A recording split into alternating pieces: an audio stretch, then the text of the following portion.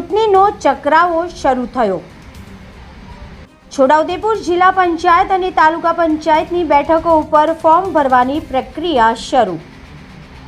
છોટાઉદેપુર જિલ્લા પંચાયતની 32 બેઠક અને છોટાઉદેપુર જિલ્લાની 7 તાલુકાની 150 જેટલી તાલુકા પંચાયતની બેઠક ઉપર ચૂંટણી જંગ જામશે અને નગરપાલિકા બોડેલીની 7 વોર્ડની 28 બેઠકો પર ખરાખરીનો જંગ જામવાનો હોય, જેની તૈયારીઓ તંત્ર દ્વારા કરી દેવામાં આવી છે।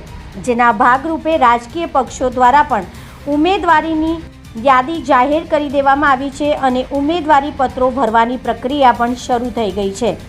જેના ભાગરૂપે મોટાભાગની બેઠકો ઉપર કોંગ્રેસ અને આમ આદમી પાર્ટીના ઉમેદવારોએ ઉમેદવારી પત્રો ભરી દીધા છે અને પ્રચાર પ્રસાર શરૂ કરી દીધો છે।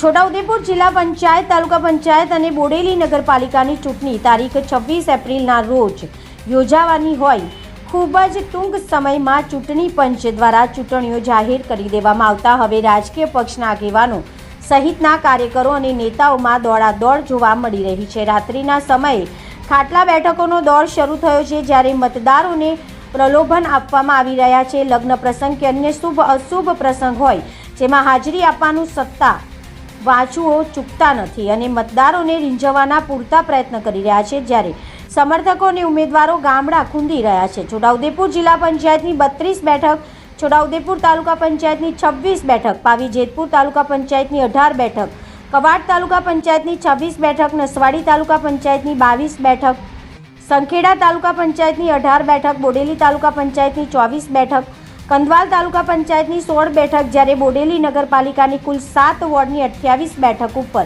ચૂંટણી જંગ જામવાનો હોય, જે અંગે રાજકીય પક્ષો દ્વારા જોરશોરમાં તૈયારીઓ શરૂ કરી દેવામાં આવી છે અને પોતાના ઉમેદવારોને જીતાડવા પ્રયત્નો શરૂ કરી દેવામાં આવ્યા છે। સામેવાળી પાર્ટી કયો ઉમેદવાર કઈ બેઠક ઉપર જાહેર કરે છે અને ફોર્મ ભરે છે, તેનું પૂર્ણ વોચ એકબીજા પક્ષો રાખી રહ્યા છે અને વિવિધ રણનીતિ અજમાવી રહ્યા છે। હવે જોવાનું એ રહ્યું કે મત 28 એપ્રિલે કોનું ભાગ્ય ચમકે છે અને કોનું ઘેર બેસે છે।